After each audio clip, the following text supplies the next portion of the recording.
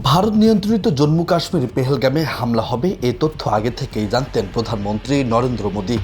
হামলার ৩ দিন আগে প্রধানমন্ত্রীর কাছে একটি গোয়েন্দা প্রতিবেদন পাঠানো হয়েছিল। শুধু তাই নয়, হামলার ৩ দিন আগে তার কাশ্মীরের সফর হওয়ার কথা থাকলেও হামলা হবে এই তথ্য জেনে তিনি সফর বাতিল করেন।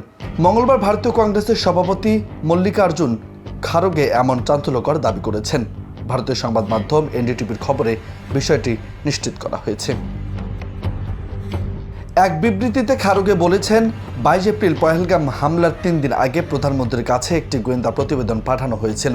ওই প্রতিবেদনে সম্ভাব্য হামলার বিষয়ে সতর্কবার্তা পাঠিয়েছিল ভারতীয় গোয়েন্দা সংস্থা। ওই তথ্য পাওয়ার পরে প্রধানমন্ত্রী তার নির্ধারিত কাশ্মীর সফর বাতিল করেন। কংগ্রেসের সভাপতি বলেন, সরকার স্বীকার করছে যে এটি একটি গোয়েন্দা ব্যর্থতা।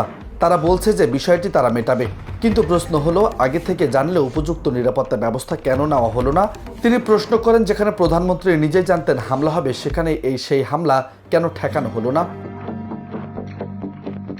খারগে আরও বলেন, আমি শুনেছি এবং সংবাদপত্রেও পড়েছি যে ১৯ এপ্রিল প্রধানমন্ত্রীর কাশ্মীর সফর বাতিল হয়।